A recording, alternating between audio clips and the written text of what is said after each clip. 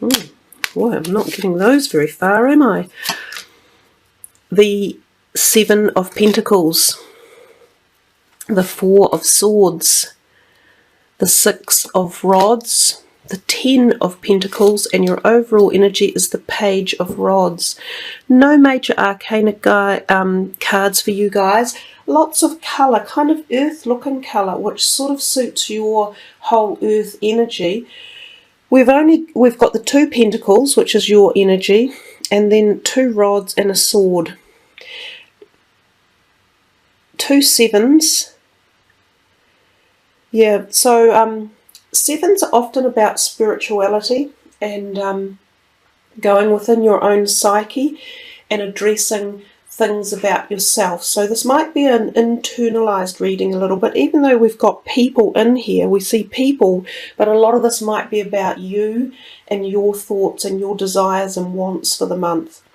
We start off with this Seven of Pentacles here. It's a nice card. It usually refers to the fact that your finances are coming along quite nicely. And nice that I put this abundance cluster in for you, because both of these cards are about stable finances.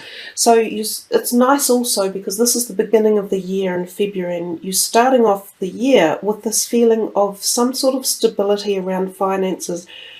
Also, your hard work reaps dividends and rewards, and I think of Virgos as being particularly the stalwarts of the zodiac energies for being hard workers. You know, like you're dedicated usually, and you have structure and you have boundaries that you work within, and I think that pays off. It reaps dividends and rewards, and this card is very much about that. He is happy with what he's done. He's looking back as if something he did in the past has come to fruition now, possibly. So whether it was an investment, maybe some of you are selling something, shares, stocks, property, cars, or big things that are reaping you back a little bit of income or money. Maybe it's what you learned. Maybe you've become accredited in a subject, or you've just finished a degree, and that enables you to earn the money. But one way or another, it is about your past ethics and how you've got to where you are now. So take a pat on the back is what I would do. If we're thinking of any other perspective, health, it's also a good stable card. It's about firm bases, which is important. It's sort of the shape of a pyramid here, and we've got the pyramid here, double-sided pyramid. So your health should be feeling firm, and I think that's the other thing. If you have a firm, solid base for your health regimes and you work from there, you have a better chance of it going into a positive realm.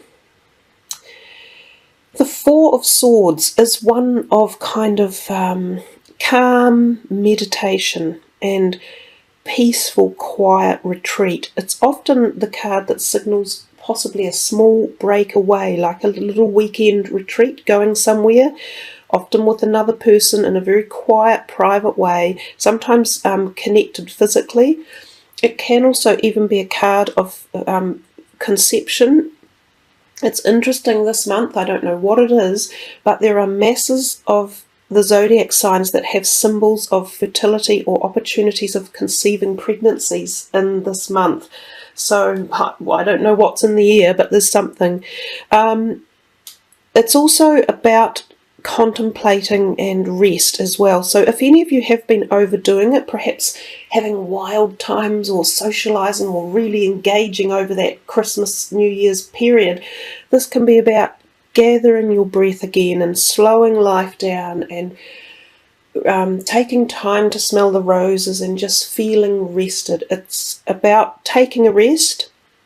If there are things bothering you or too much on your mind, slow it all down, take some deep breaths, do some meditation.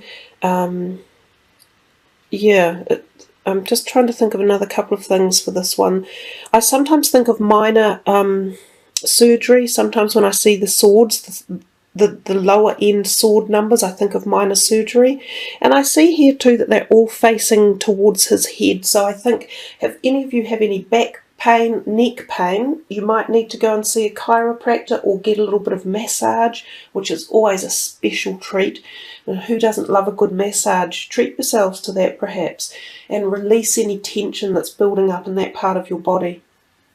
We come to the third week and we see the 7 of rods or wands, and this is about feeling as though there might be people around you who are pushing you again a bit beyond your boundaries, or putting their 2 cents in worth when you'd rather they didn't. It's about kind of standing up for your rights, putting your boundaries up, which again I think Virgo are quite good at doing, and eventually it shows success in that manner. So if you believe you're doing something that you need to for yourself and it fits your lifestyle and your category and it's not harming yourself or anyone else, go and put those boundaries up. You know, other people have to just accept you for who you are and the things that you're doing. Eventually, it does show that you have success because you're above these other people and all their wants and needs. But at the same time, listen to what others are saying. Often when we're in relationships with people, it's not just our point of view that's important. It's about listening to other people and their concerns as well. And sometimes this is an indication of other people needing you. You know, like, oh my God, I need your help. Or quick, come over here. Can you do this for me? Oh, I need that. So again, it's about balancing your time and your energies and not giving away everything so that you end up worn out. We come to this 4th week and we see this is the 10 of Pentacles, and it's a lovely card. It's the card of happy gratification in life, gratification of the people in your life, of the manifestations of your, not necessarily wealth, but of where you are, that you live in a certain place or a certain city, that you have friends or family around you, or that you just feel sated, that you've learned a lot in life, that you have things to offer others, which is why I said here there's this feeling of others maybe need your help and support, and you seem to be in a place that you can give this to people.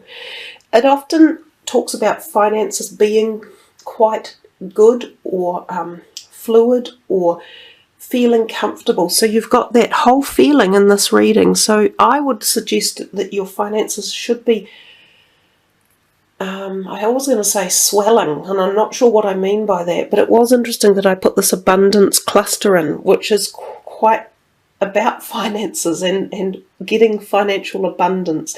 So I'd be interested to know if that happens for anyone over the month, you know, an improvement in your finances. Health-wise, everything, this card just offers goodness, positiveness. It is a number 10, and 10s can be about the completion of a cycle and moving into a new paradigm one way or another. And this could be just at your thought level, even the contemplation of, right, I've reached the end of this cycle of life, where do I go now? Or what new project would I like to uplift? And then we see the overall energy card, and we've got here the Page of Rods. And here's a younger person, so this could be someone that you are supporting, and it could be a family member, a sibling, a child, or a brother or sister, or it could be a friend, a work colleague. You may be supporting them one way or another with your kind of either financial nous or your knowledge. You know, he may be one of these ones. In fact, it is, isn't it? He's one of these ones with these rods wanting your attention or putting his 2 cents in worth. He might tire you out a little bit over the month.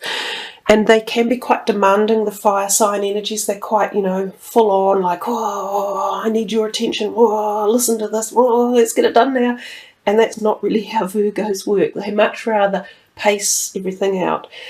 But either way, that could be who's in or around for the month. But if not, he is the instigator of new creative thought and action and energy and passion and stimulus. So this could be coming in for the month for you. You might get fired up enough to create some new direction. And he's definitely looking forward and out into the next month, into March.